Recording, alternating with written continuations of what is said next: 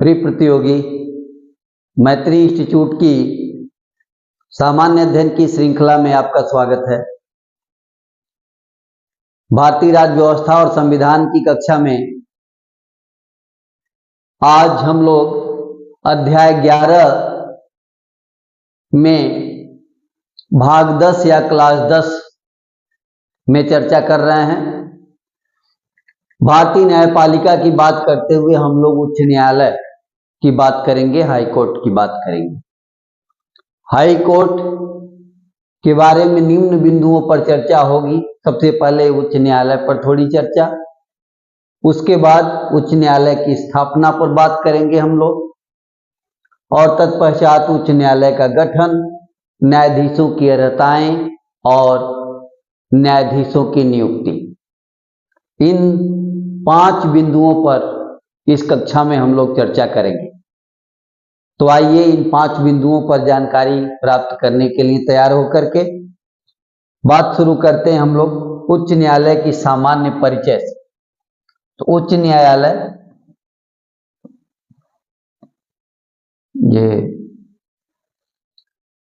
उच्च न्यायालय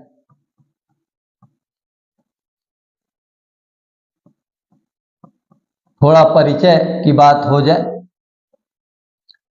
परिचय,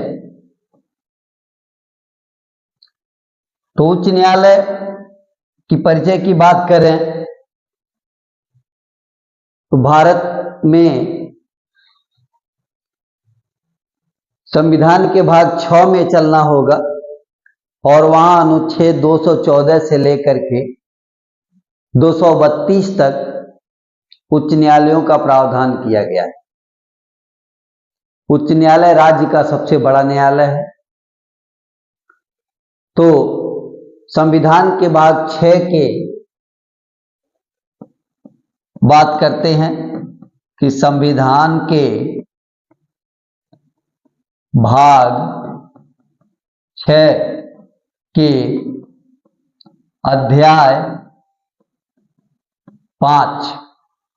अध्याय 5 में चलें, अनुच्छेद 214 से 232, अनुच्छेद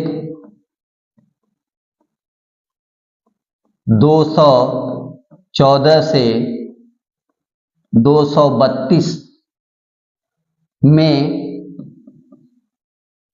उच्च न्यायालय का प्रावधान किया गया है। में राज्यों के लिए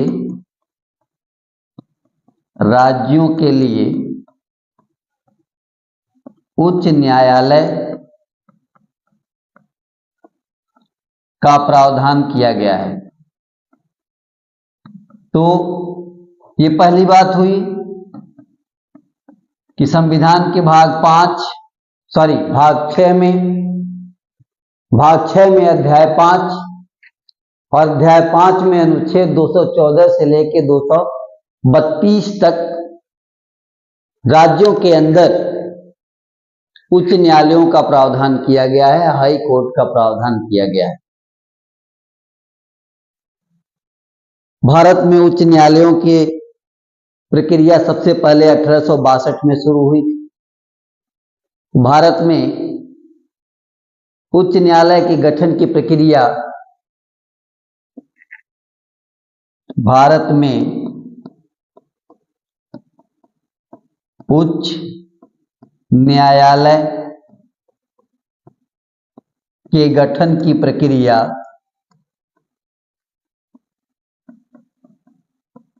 गठन की प्रक्रिया सर्वप्रथम 1862 ईस्वी में ब्रिटिश भारत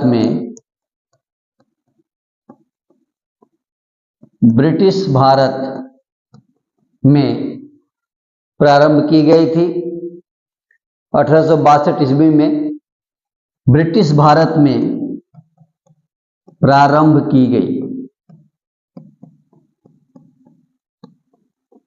तो थोड़ा सा इतिहास में चले हम लोग तो बात होगी ब्रिटिश भारत में 1862 में सर्वप्रथम हाई कोर्ट की स्थापना हुई और कलकत्ता, बंबई और मद्रास, कलकत्ता, बंबई और मद्रास, इन 3 स्थानों पर सबसे पहले हाई कोर्ट की स्थापना हुई। इसी में आगे चलें। कलकत्ता, मुंबई और मद्रास में सर्वप्रथम हाई कोर्ट, उच्च न्यायालय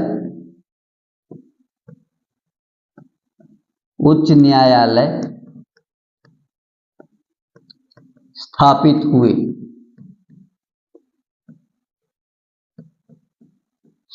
हुए। तो ये एक इतिहास पर थोड़ी सी नजर डाली गई। 1866 में चौथे उच्च न्यायालय की स्थापना हुई इलाहाबाद। 1866 ईस्वी में चौथे उच्च न्यायालय की स्थापना इलाहाबाद में हुई। 1866 ईस्वी में चौथे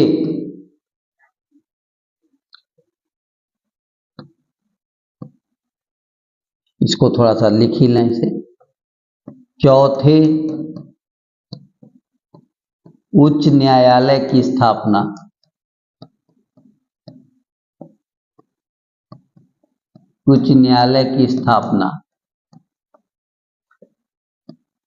इलाहाबाद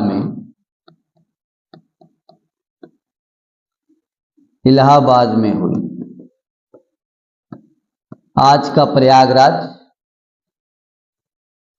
वर्तमान प्रयागराज 1866 में इलाहाबाद में चौथे हाई कोर्ट की स्थापना हुई।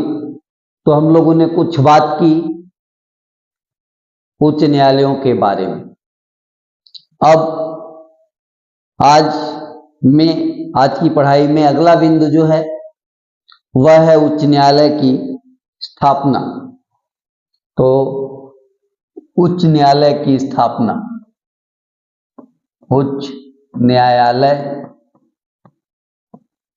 की स्थापना,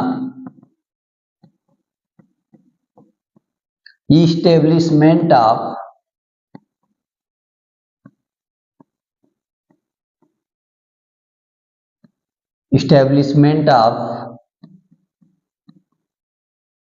high court, establishment of high court.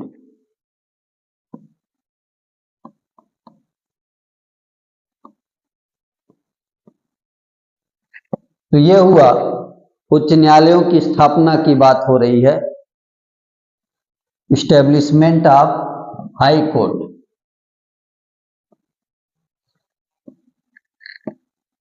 तो ये बात कर लें हम लोग, इस्टेब्लिशमेंट ऑफ हाई कोर्ट, उच्च न्यायालय की स्थापना। इसके लिए अनुच्छेद 214 की बात करेंगे और 231 की बात करेंगे। तो अनुच्छेद 214 कहता है कि प्रत्येक राज्य के लिए एक उच्च न्यायालय होगा। तो बात शुरू करते हैं। अनुच्छेद 214 के अनुसार प्रत्येक राज्य के लिए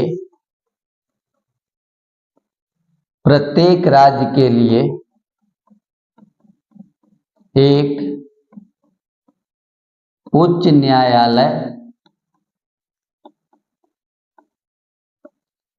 उच्च न्यायालय होगा। ये पहली बात। लेकिन अनुच्छेद 231 क्या कहता है?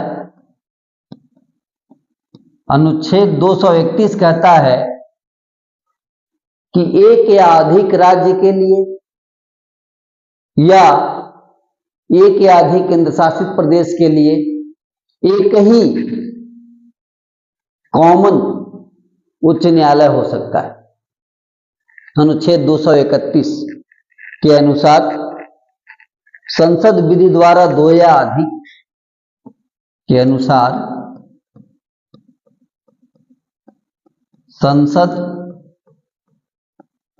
विधि द्वारा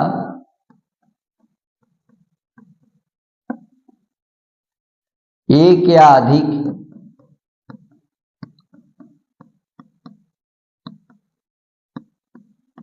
राज्य, एक या अधिक राज्य के लिए अथवा दो या अधिक राज्यों अथवा दो या अधिक राज्यों और क्या केंद्र शासित प्रदेश भी इसमें शामिल करें, और किसी संघ शासित क्षेत्र के लिए और किसी संघ शासित क्षेत्र के लिए एक ही, जिसको आप कॉमन कहेंगे, एक ही माने कॉमन उच्च न्यायालय की स्थापना कर सकती है। उच्च न्यायालय की स्थापना कर सकती है। तो आपने देखा कि किस प्रकार उच्च न्यायालयों की स्थापना एक या अधिक राज्य के लिए, दो या अधिक राज्य के लिए, एक या दो या अधिक केंद्र शासित प्रदेश के लिए संसद जो है वो विधि द्वारा एक ही उच्च न्यायालय की स्थापना कर सकती है। जैसे चंडीगढ़ पंजाब राज्य का उच्च न्यायालय, हरियाणा राज्य का उच्च न्यायालय, चंडीगढ़ केंद्र शासित प्रदेश का उच्च न्यायालय। इस तरह से एक ही कॉमन उच्च न्यायालय कई राज्यों का हो सकता है, केंद्र शासित प्रदेशों का हो सकता है। ये प्रावधान अनुच्छेद 231 में किया गया। तो अनुच्छेद 214 और 231 के अनुसार न्यायालयों की स्थापना, उच्च न्यायालयों की स्थापना का प्रावधान किया गया है। इस तरह से उच्च न्यायालय स्थापित होते होते अब तक भारत में 25 उच्च न्यायालय हो चुके हैं। भारत में उच्च न्यायालयों की संख्या कितनी है? 25। चलते हैं अगले बिंदु पर। भारत में उच्च न्यायालयों की संख्या, उच्च न्यायालयों की संख्या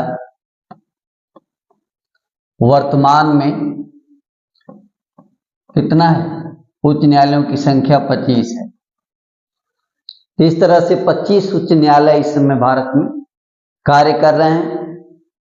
25वां उच्च न्यायालय जो है वह आंध्र प्रदेश की जो नई नई राजधानी अमरावती है वहां पर कार्य कर रहा है। तो आप देख लें कि भारत का 25वां उच्च न्यायालय, ये प्रश्न भी पूछा गया है और महत्वपूर्ण है, भारत का 25वां उच्च न्यायालय, 25वां उच्च न्यायालय आंध्र प्रदेश का है। आंध्र प्रदेश का है, जो आंध्र प्रदेश की, जो आंध्र प्रदेश की राजधानी अमरावती में शुरू किया गया है। 1 जनवरी 2019 से अमरावती में 1 जनवरी 2019 से कार्यरत है। तो इस तरह से उच्च न्यायालयों के बारे में, उच्च न्यायालय के गठन के बारे में हम लोगों ने देखा। उच्च न्यायालयों की स्थापना कैसे हो रही है। अब तक जो है 25 उच्च न्यायालय भारत में हैं। 1 जनवरी 2019 से 25वां उच्च न्यायालय भी कार्य करने लग गया है। तो इस तरह से ये हुआ उच्च न्यायालयों की स्थापना। अब बात करेंगे हम लोग उच्च न्यायालयों का गठन, कॉन्स्टिट्यूशन ऑफ हाई कोर्ट, उच्च न्यायालयों का गठन। तो ये बिंदु अगले पृष्ठ पर लेके चलें। आज का टॉपिक है उच्च न्यायालयों का गठन, यानी कॉन्स्टिट्यूशन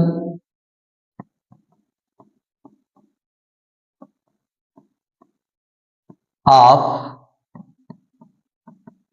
हाई कोर्ट, यानी हाई कोर्ट का कॉन्स्टिट्यूशन कैसे होगा, हाई कोर्ट का गठन कैसे होगा उच्च न्यायालय का, ये बात है। तो हर एक उच्च न्यायालय में एक मुख्य न्यायाधीश और अन्य कई न्यायाधीश होंगे और इनसे मिलकर के एक उच्च न्यायालय का गठन होगा। एक मुख्य न्यायाधीश और कई अन्य न्यायाधीशों के द्वारा एक उच्च न्यायालय का गठन होगा। इसका मतलब ये कि उच्च न्यायालय में न्यायाधीशों की संख्या निश्चित नहीं है। ये अनुच्छेद 216 में इसका प्रावधान किया गया है। तो हम लोग बात करें अनुच्छेद 216 के अंतर्गत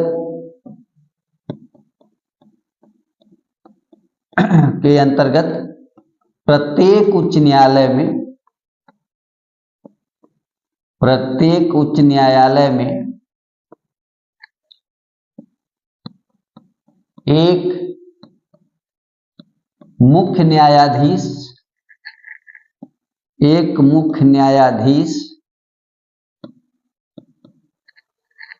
प्रत्येक उच्च न्यायालय में क्या क्या होंगे, एक मुख्य न्यायाधीश तथा ऐसे अन्य न्यायाधीशों से मिलकर होता है, तथा ऐसे अन्य न्यायाधीशों से मिलकर होता है, न्यायाधीशों से मिलकर होता है जो या जिन्हें समय समय पर राष्ट्रपति नियुक्त करें, होता है जिन्हें राष्ट्रपति समय समय पर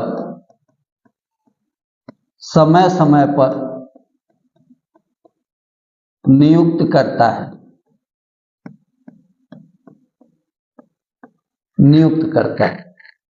तो समय समय पर राष्ट्रपति नियुक्त करते रहते हैं। अतः उच्च न्यायालय के लिए न्यायाधीशों की संख्या नियत नहीं है। इस तरह से कहें तो अतः उच्च न्यायालयों के लिए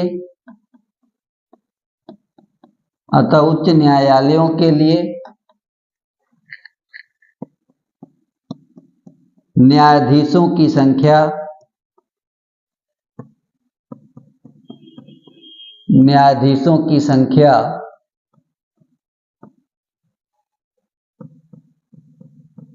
निश्चित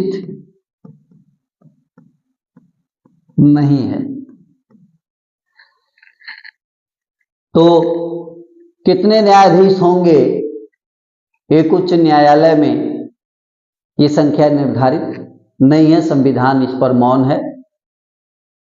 जितने न्यायाधीशों की संख्या जिस उच्च न्यायालय में होगी, समय समय पर राष्ट्रपति उनकी नियुक्ति करते रहेंगे।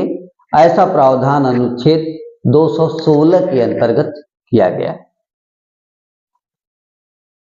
अब आगे बढ़ें और बात करेंगे हम लोग न्यायाधीशों की अर्हताएं, क्वालिफिकेशन ऑफ द जजेस।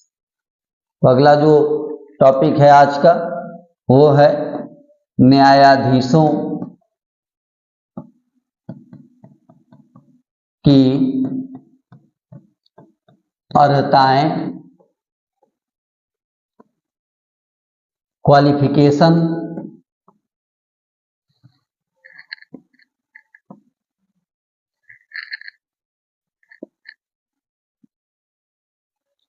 क्वालिफिकेशन ऑफ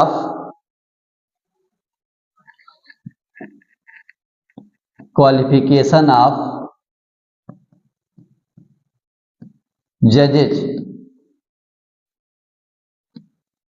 क्वालिफिकेशन ऑफ जजेस, न्यायाधीशों की अर्हताएं, इस पर बात करेंगे हम लोग। और ये बात होगी अनुच्छेद 217 के अंतर्गत, अनुच्छेद 217(2) के अंतर्गत। तो अनुच्छेद 217(2) के अनुसार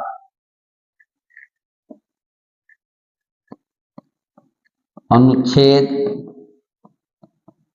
217(2)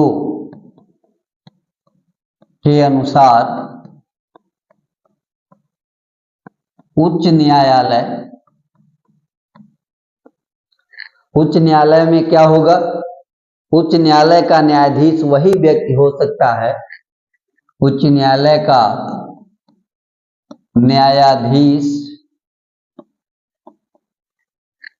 वही व्यक्ति हो सकता है,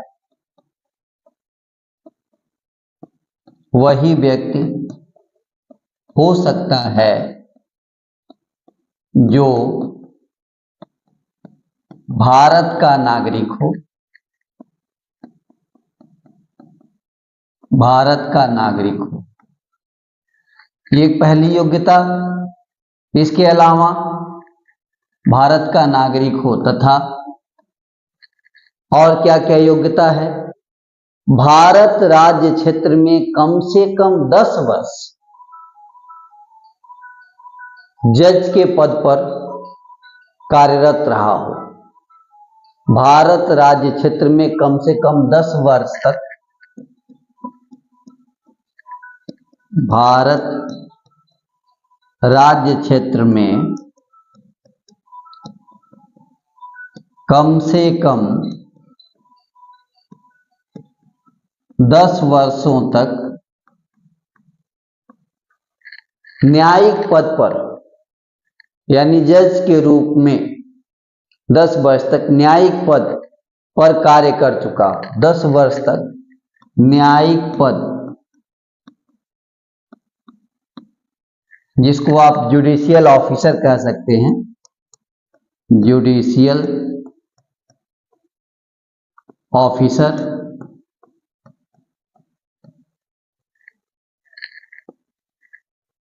न्यायिक पद पर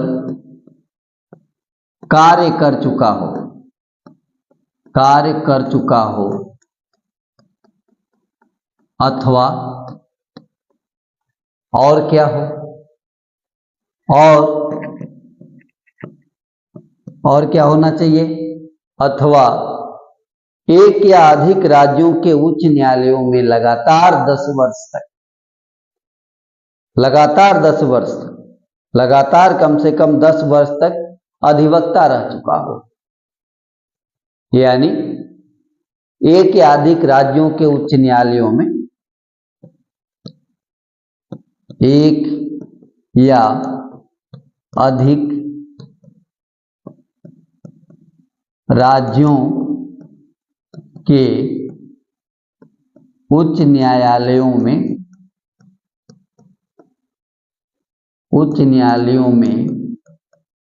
लगातार कम से कम 10 वर्ष तक अधिवक्ता रह चुका हो।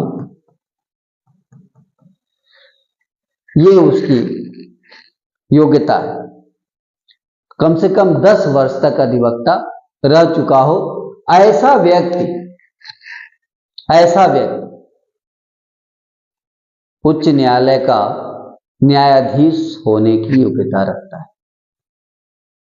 तो बात स्पष्ट हुई कि भारत के राज्य क्षेत्र में 10 वर्ष तक कम से कम जज का कार्य कर चुका हो, या फिर एक या अधिक उच्च न्यायालयों में लगातार कम से कम 10 सालों तक अधिवक्ता रह चुका हो, वकालत कर चुका हो, तब जाकर के ऐसा व्यक्ति उच्च न्यायालय का न्यायाधीश होने की योग्यता रखता है।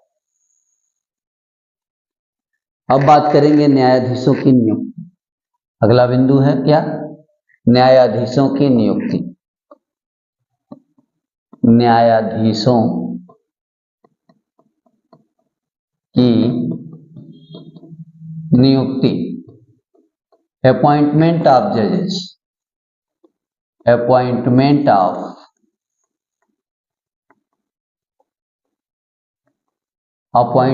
ऑफ जजेस।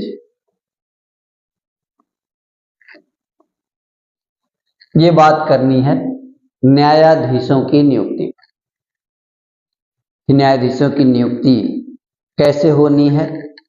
इसके लिए अनुच्छेद 217(1) में चलना होगा और वहां न्यायाधीशों की नियुक्ति का प्रावधान किया गया। अनुच्छेद 217(1) के अनुसार उच्च न्यायालयों में मुख्य न्यायाधीश की नियुक्ति राष्ट्रपति करेगा। कैसे करेगा? तो राष्ट्रपति भारत के मुख्य न्यायाधीश के परामर्श पर और साथ ही उस राज्य के संबंधित राज्य के राज्यपाल के परामर्श पर राज्य के उच्च न्यायालय के मुख्य न्यायाधीश की नियुक्ति करेगा। और जब मुख्य न्यायाधीश की नियुक्ति हो जाएगी तो उस उच्च न्यायालय के अन्य न्यायाधीशों की नियुक्ति करते वक्त पुनः राष्ट्रपति क्या करेगा? भारत के मुख्य न्यायाधीश के से परामर्श, उस राज्य के राज्यपाल से परामर्श और पुनः उस उच्च न्यायालय के मुख्य न्यायाधीश से परामर्श के पश्चात अन्य न्यायाधीशों की नियुक्ति राष्ट्रपति करेगा। तो यह है उच्च न्यायालय में न्यायाधीशों की नियुक्ति की प्रक्रिया। इसको हम लोग नोट करते हैं। अनुच्छेद 217(1) के अनुसार, अनुच्छेद 217(1) के अनुसार राष्ट्रपति उच्च न्यायालय के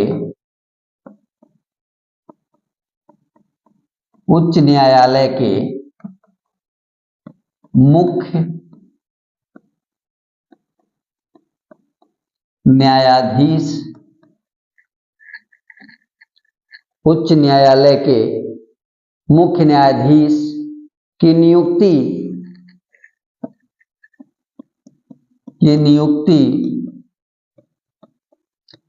सर्वोच्च न्यायालय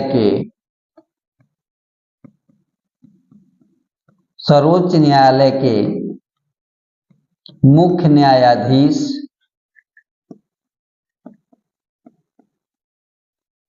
सर्वोच्च न्यायालय के मुख्य न्यायाधीश एवं संबंधित राज्य के राज्यपाल एवं संबंधित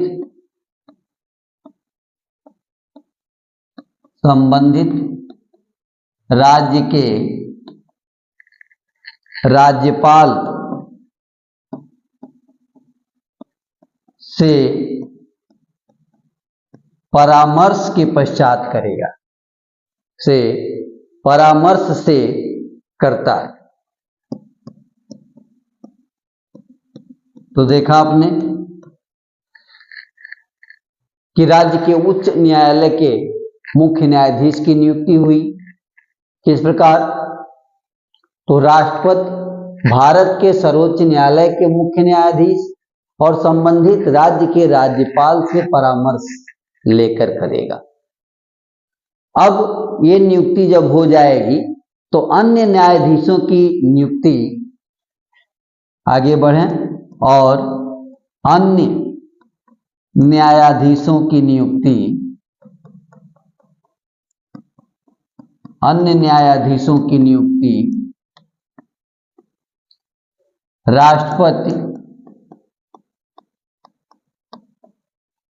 सर्वोच्च न्यायालय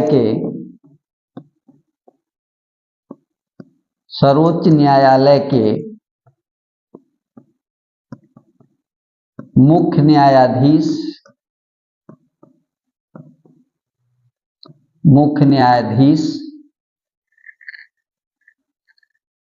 एवं संबंधित राज्य के राज्यपाल, संबंधित राज्य के राज्यपाल एवं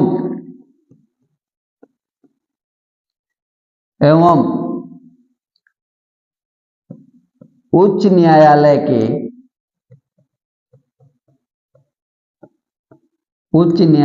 के मुख्य न्यायाधीश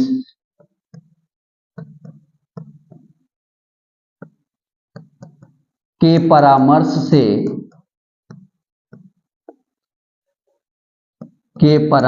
से करता है। इस बार देखा गया कि अब दोनों नियुक्ति यहां पर हो गई, उच्च न्यायालय के मुख्य न्यायाधीश की भी नियुक्ति हो गई और उच्च न्यायालय के अन्य न्यायाधीशों की नियुक्ति हो गई। अन्य न्यायाधीशों की नियुक्ति में राष्ट्रपति इस बार क्या करेगा? तो भारत के सर्वोच्च न्यायालय के मुख्य न्यायाधीश से तो परामर्श लेगा, राज्यपाल से लेगा। अब उसका काम और बढ़ जाएगा कि उस राज्य के उच्च न्यायालय के मुख्य न्यायाधीश से भी परामर्श करेगा और तब जाकर के उस राज्य के अन्य उच्च न्यायालय के अन्य न्यायाधीशों की नियुक्ति करेगा।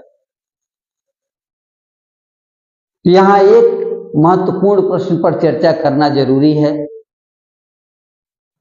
वो ये कि सर्वोच्च न्यायालय के मुख्य न्यायाधीश से जो परामर्श लिया जाता है, परामर्श के मामले में परामर्श के लिए 1999 में सर्वोच्च न्यायालय में 9 सदस्यों यानी 9 जजेस की एक संविधान पीठ ने एक निर्णय दिया और उस निर्णय के अनुसार उच्चतम न्यायालय के सर्वोच्च न्यायालय के जो मुख्य न्यायाधीश सलाह देंगे, वह सलाह उच्चतम न्यायालय के ही 2 वरिष्ठतम न्यायाधीशों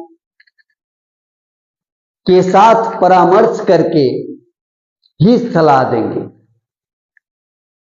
और तब वो सलाह जो है राष्ट्रपति मानेगा। अगर बिना सीनियर मोस्ट 2 जजेस की सलाह के बिना मुख्य न्यायाधीश सलाह देते हैं तो ऐसे सलाह को राष्ट्रपति मानने के लिए बाध्य नहीं है। ये बात सर्वोच्च न्यायालय ने 1999 में न्यायाधीशों की नियुक्ति के बारे में परामर्श प्रक्रिया पर अपना निर्णय दिया। तो ये बात हम लोग जानेंगे कि सर्वोच्च न्यायालय के मुख्य न्यायाधीश कैसे परामर्श देते हैं, इस पर सर्वोच्च न्यायालय का निर्णय। तो सर्वोच्च न्यायालय के न्यायाधीश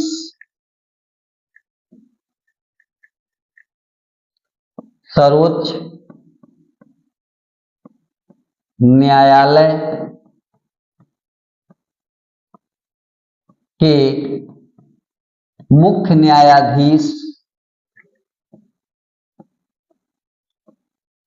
न्यायाधीश द्वारा उच्च न्यायालयों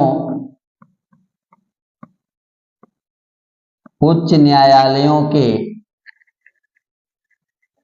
न्यायाधीशों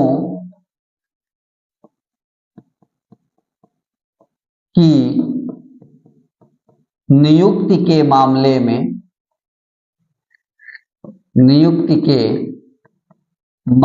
में सलाह की प्रक्रिया पर सर्वोच्च न्यायालय के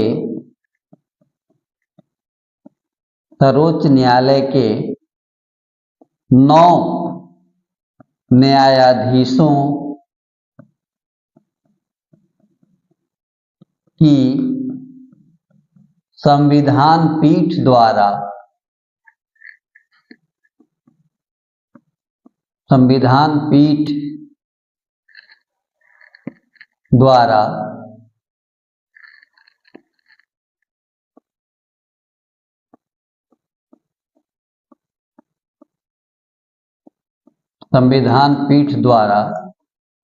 1999 में दिया गया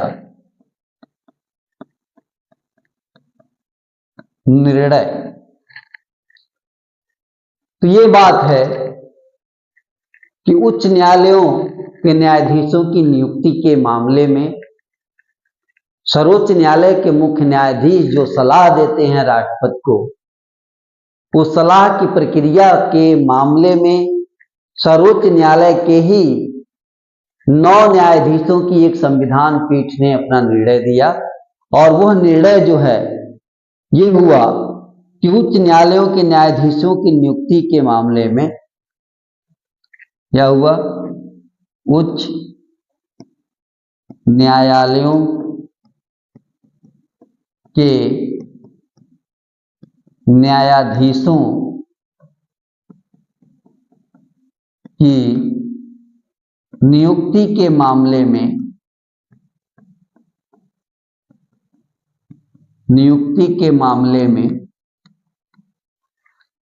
जो सलाह देने की बात है, सर्वोच्च न्यायालय के मुख्य न्यायाधीश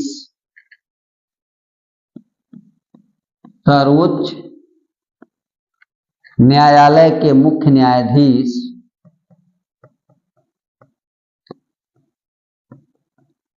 इस बात को यहां जान लें, सर्वोच्च न्यायालय के मुख्य न्यायाधीश क्या करेंगे, तो मुख्य न्यायाधीश 2 वरिष्ठतम न्यायाधीशों से विचार विमर्श के पश्चात 2 वरिष्ठतम न्यायाधीशों से विचार विमर्श के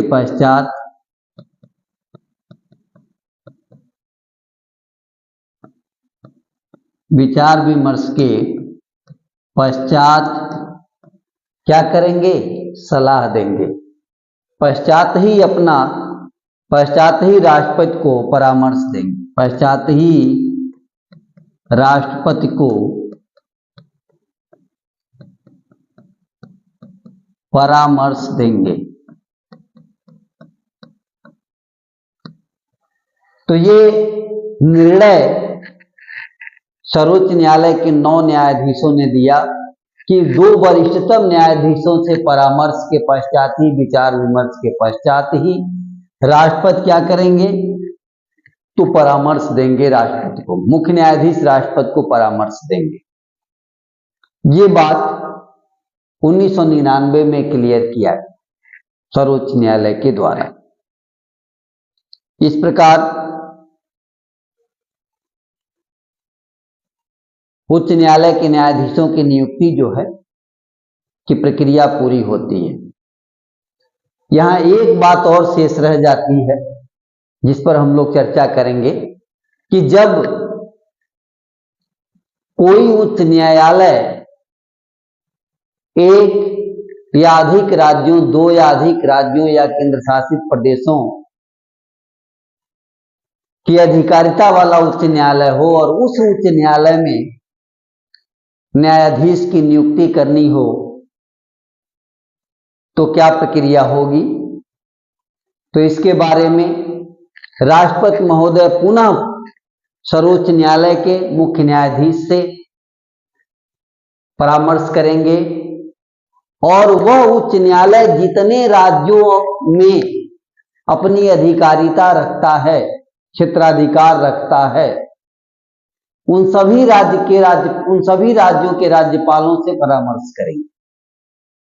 यहां इतनी ही बात बढ़ा देनी है कि सभी राज्यों के, अगर 5 राज्य की क्षेत्राधिकार है तो 5 राज्यों के या जितने भी राज्यों का क्षेत्राधिकार है उतने राज्यों के राज्यपाल से परामर्श करना होगा।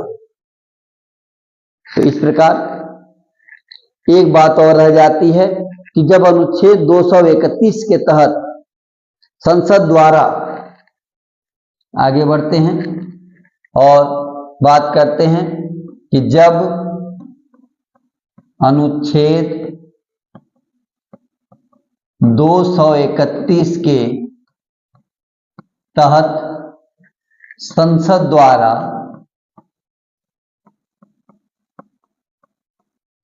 द्वारा 2 या अधिक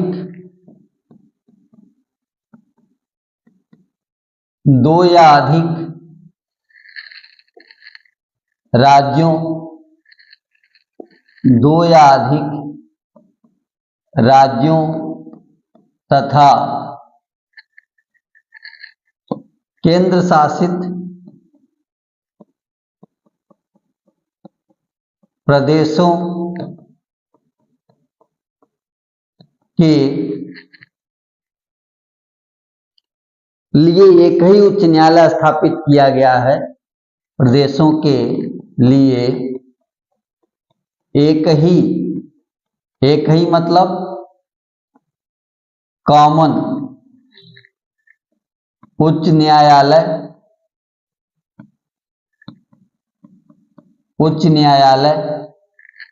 स्थापित किया गया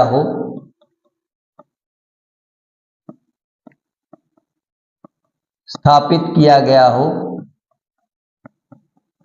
तो क्या होगा, स्थापित किया गया हो तो ऐसे उच्च न्यायालय के न्यायाधीशों की नियुक्ति के समय, तो ऐसे उच्च न्यायालय के न्यायाधीशों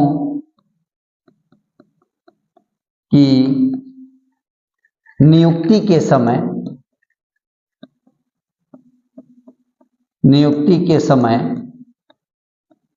क्या करना होगा। तो नियुक्ति के समय राष्ट्रपति उन सभी राज्यों के राज्यपालों से परामर्श करेगा। राष्ट्रपति उन सभी राज्यों के राज्यपालों से परामर्श करेगा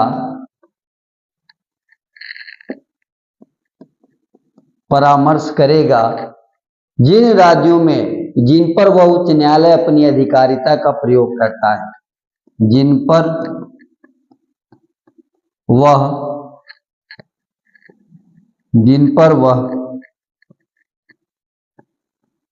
उच्च न्यायालय अपनी अधिकारिता ज्यूरिडिक्शन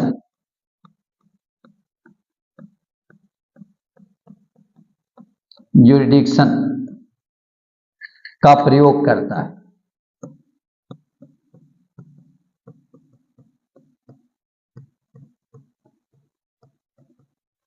इतना ध्यान रखना होगा कि उतने राज्यपालों से, जितने राज्यों में उस उच्च न्यायालय का ज्यूरिडिक्शन होगा, जितने राज्यों में उस उच्च न्यायालय का क्षेत्राधिकार होगा उन सभी राज्यों के राज्यपाल से राष्ट्रपति परामर्श करेंगे और बाकी जो परामर्श की प्रक्रिया है सर्वोच्च न्यायालय के मुख्य न्यायाधीश से, वो सारी प्रक्रिया उसी प्रकार करेंगे जैसे पिछले हम लोगों ने प्रक्रिया में नोट किया है।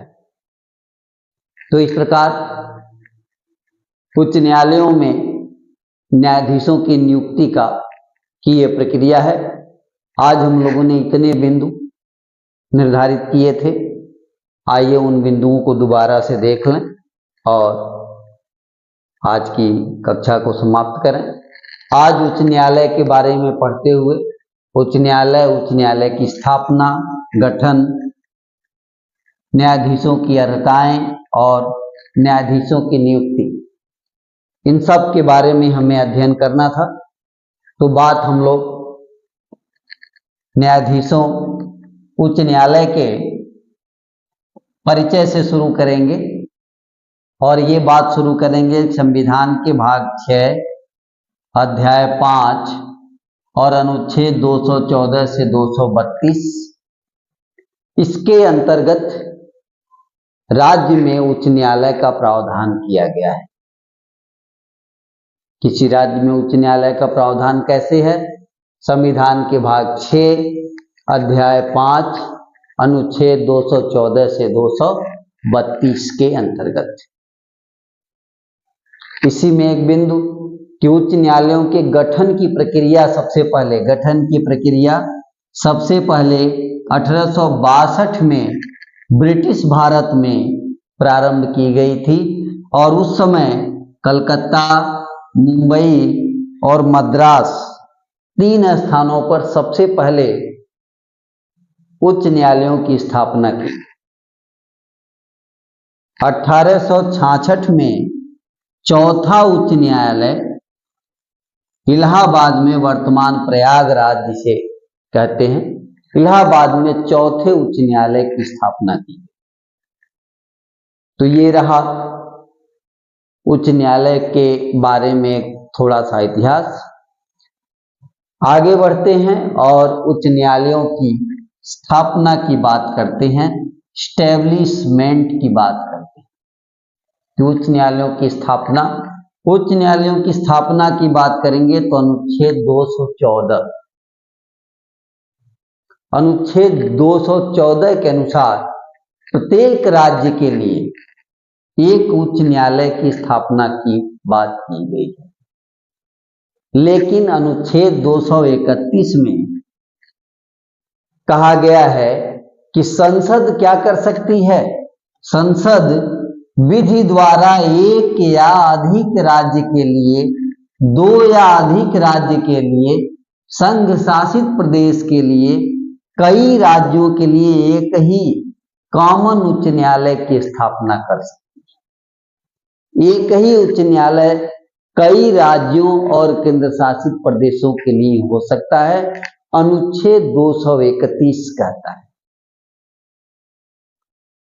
तो अनुच्छेद 214 और 231, 214 जहां प्रत्येक राज्य के लिए एक उच्च न्यायालय का प्रावधान करता है, वही अनुच्छेद 231 एक से अधिक, 2 से अधिक राज्यों और केंद्र शासित प्रदेशों के लिए एक ही उच्च न्यायालय से काम चलाने की व्यवस्था करता है। संसद ऐसा विधि द्वारा कर सकती है। आगे बढ़ते हैं और देखते हैं कि इस तरह से भारत में उच्च न्यायालयों की संख्या आज के डेट में कितनी है? 25 है। कितने उच्च न्यायालय हैं? 25 उच्च न्यायालय आज की तिथि में है। 25वां उच्च न्यायालय की बात करें तो 25वां उच्च न्यायालय आंध्र प्रदेश का उच्च न्यायालय है।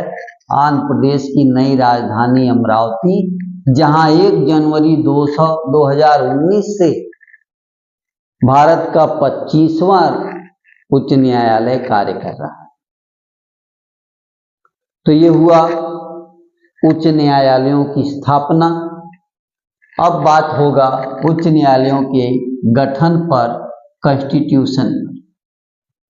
कि कैसे उच्च न्यायालय कॉन्स्टिट्यूट होंगे, कैसे उनका गठन होगा। इसके लिए अनुच्छेद 216 की बात करनी। अनुच्छेद 216, इसके अंतर्गत प्रत्येक उच्च न्यायालय में एक मुख्य न्यायाधीश होगा। प्रत्येक उच्च न्यायालय में एक मुख्य न्यायाधीश और अन्य न्यायाधीश होंगे। ऐसे अन्य न्यायाधीश और मुख्य न्यायाधीश जिनकी नियुक्ति कौन करेगा? राष्ट्रपति करेगा, जिनको राष्ट्रपति समय समय पर नियुक्त करेंगे। कब नियुक्त करेंगे? समय समय पर नियुक्त करेंगे। इस तरह उच्च न्यायालयों के लिए न्यायाधीशों की कोई संख्या निर्धारित नहीं है, कोई संख्या निश्चित नहीं की गई है कि कितनी संख्या में उच्च न्यायालय में न्यायाधीश होंगे। जरूरत के अनुसार, एज पर रिक्वायरमेंट, प्रेसिडेंट क्या करेंगे, राष्ट्रपति क्या करेंगे, उन्हें नियुक्त करेंगे, अपॉइंट करेंगे। आगे बढ़ते हैं और आज के टॉपिक की अगली बात, आज का अगला टॉपिक न्यायाधीशों की अर्हताएं, क्वालिफिकेशन। न्यायाधीशों का क्वालिफिकेशन क्या है, न्यायाधीशों की अर्हताएं क्या है। अनुच्छेद 217(2) संविधान के अनुच्छेद 217(2) की बात करें तो उच्च न्यायालय का न्यायाधीश वह व्यक्ति हो सकता है जो भारत का नागरिक हो। पहली बात क्या कि भारत का नागरिक हो और उसके साथ साथ और क्या हो, तथा पहली बात कि भारत राज्य क्षेत्र में कम से कम 10 वर्षों तक न्यायिक पद पर यानी जुडिशियल ऑफिसर, जज के रूप में काम कर चुका। 10 वर्ष तक कम से कम भारत के राज्य क्षेत्र में जज के पद पर काम कर चुका,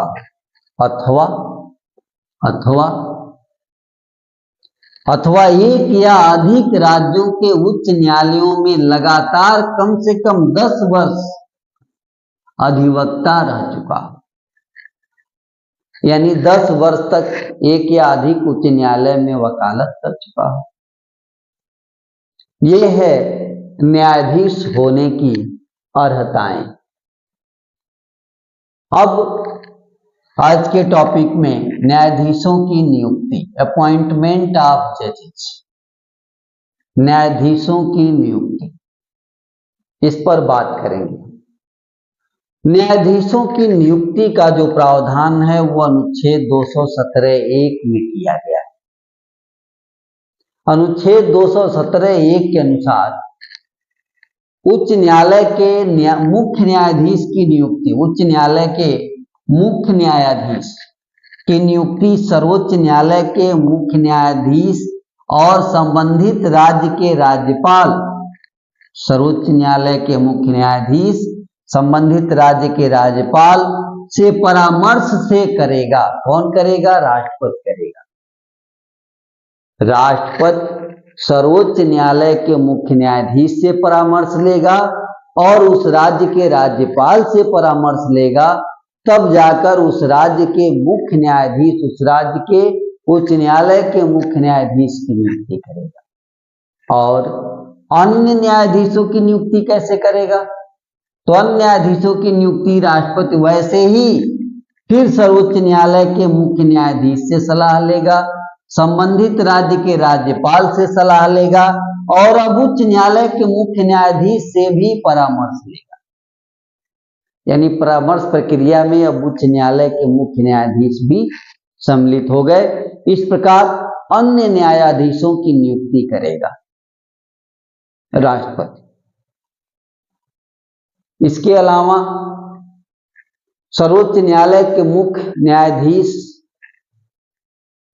से परामर्श लेने की जो बात की गई है, सर्वोच्च न्यायालय के मुख्य न्यायाधीश की जो है वो उच्च न्यायालयों के न्यायाधीशों की नियुक्ति के मामले में जो सलाह की प्रक्रिया की बात की गई है कि राष्ट्रपति उनसे सलाह लेगा, इसके मामले में सर्वोच्च न्यायालय के 9 न्यायाधीशों की एक संविधान पीठ 1999 में इस पर निर्णय दिया कि भारत के मुख्य न्यायाधीश किस प्रकार सलाह देंगे उच्च न्यायालय के न्यायाधीशों की नियुक्ति के मामले में राष्ट्रपति को कैसे सलाह देंगे। तो इसके मामले में उच्च न्यायालय के न्यायाधीशों की नियुक्ति के मामले में सर्वोच्च न्यायालय के मुख्य न्यायाधीश कैसे सलाह देंगे, 2 वरिष्ठतम न्यायाधीशों से विचार विमर्श के पश्चात राष्ट्रपति को परामर्श देंगे। ध्यान रहे, अकेले परामर्श नहीं देंगे। अगर अकेले परामर्श देते हैं तो राष्ट्रपति उनके परामर्श को मानने के लिए बाध्य नहीं है। तो परामर्श की प्रक्रिया को भी निर्धारित कर दिया स्वयं सर्वोच्च न्यायालय ने। तो किस प्रकार परामर्श देंगे सर्वोच्च न्यायालय के मुख्य न्यायाधीश महोदय। अंत में एक और बात रह जाती है जिसको पूरा कर लिया जाए, और वो अनुच्छेद 231 में जो कहा गया है कि संसद क्या कर सकती है। 231 में कहा गया है कि संसद विधि द्वारा एक या अधिक राज्यों के लिए और केंद्र शासित प्रदेश के लिए कॉमन उच्च न्यायालय बना सकती है। तो जब एक या अधिक या 2 या अधिक राज्यों और केंद्र शासित प्रदेशों के लिए जब एक ही कॉमन उच्च न्यायालय होगा और ऐसा उच्च न्यायालय हो, तो ऐसे उच्च न्यायालय के न्यायाधीशों की नियुक्ति के समय राष्ट्रपति उन सभी राज्यों के राज्यपालों से परामर्श करेगा जिन पर वह उच्च न्यायालय अपनी अधिकारिता ज्यूरिडिक्शन का प्रयोग करता हो। यानी अगर कॉमन उच्च न्यायालय है तो वह उच्च न्यायालय जिन जिन राज्यों में अपना अधिकार क्षेत्र रखता है उन राज्यों के राज्यपालों से राष्ट्रपति क्या करेंगे, परामर्श करेंगे, और परामर्श के पश्चात उस उच्च न्यायालय में मुख्य न्यायाधीश और अन्य न्यायाधीशों की नियुक्ति करेंगे। तो हम लोगों ने इन बिंदुओं पर आज की कक्षा में देखा। अब अगली कक्षा में कार्यवाहक मुख्य न्यायाधीश, अन्य मुख्य न्यायाधीश, अन्य कार्यकारी न्यायाधीश और इस तरह से अन्य नियुक्तियों पर बात होगी। आज के लिए इतना ही, धन्यवाद।